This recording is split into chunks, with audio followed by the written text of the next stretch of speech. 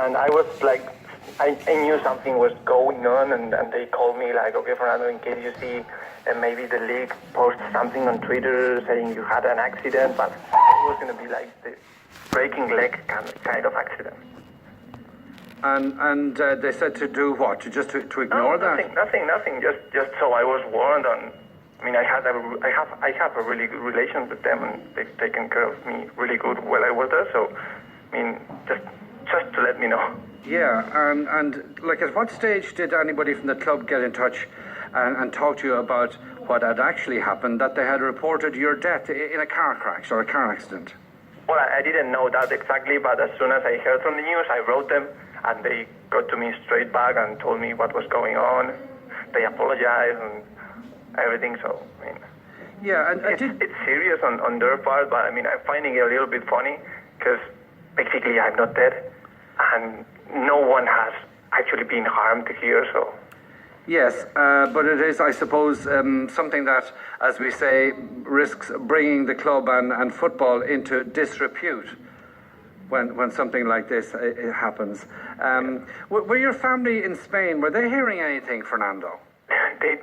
My wife had some Facebook fuss, but she already knew everything. I had to call my mom straight away because she basically didn't know anything of what was going on, etc. And yes, I called her, and she saw this morning all my photo on the newspapers and everything, and I haven't spoken with her yet, but she didn't answer me back in any of the messages I sent. So yes, but at least, as they say, rumors of your death are premature.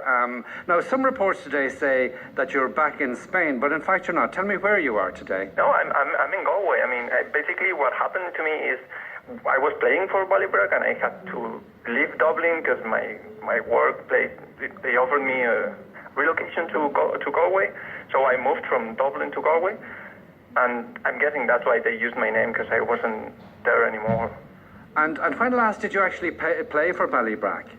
I played this previous year. Okay, so you haven't played for them since 2017? Well, you don't know, because basically I moved to Ireland last year, like 1 year in 3 days. I'm making 1 year in Ireland. Yes, and like, is it a year since you played for Ballybrack? I'm just a little unclear about that. Yeah, well, the start of the season, I played like half of last year's season and this half.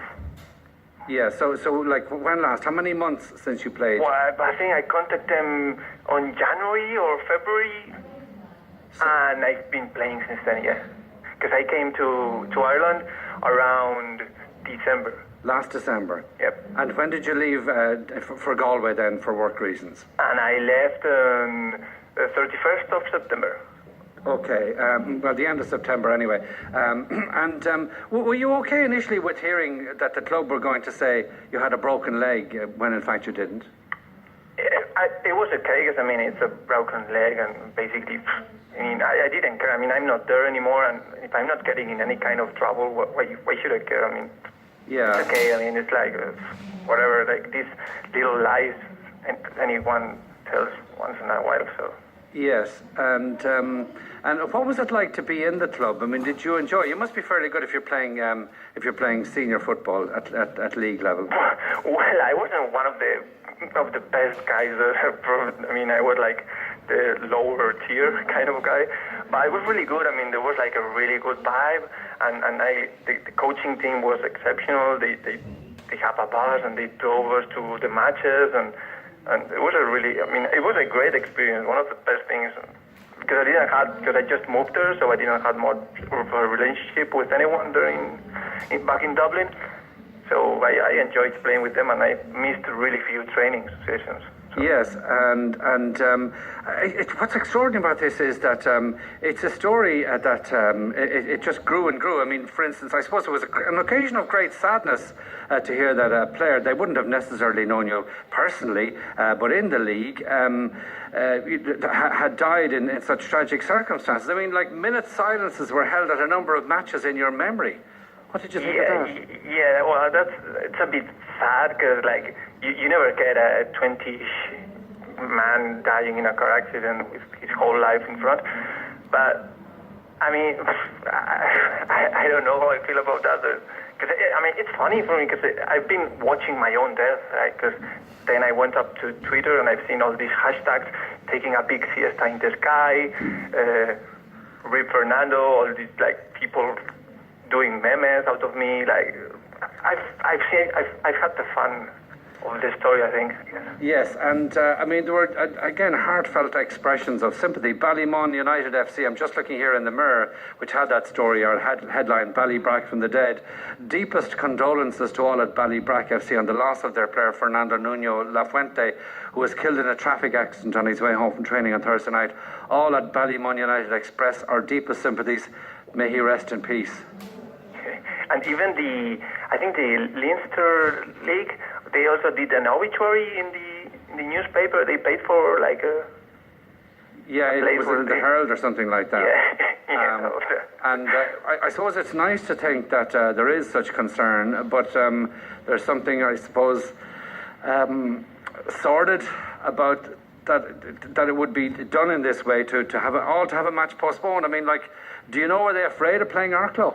I don't think they're afraid. I think they probably had maybe a rough time getting players or something. Because, like, you know, like they don't play professionally for football teams, and most of them have regular jobs, and some of them work in the UK and many other things, and university people moving to other countries or whatever.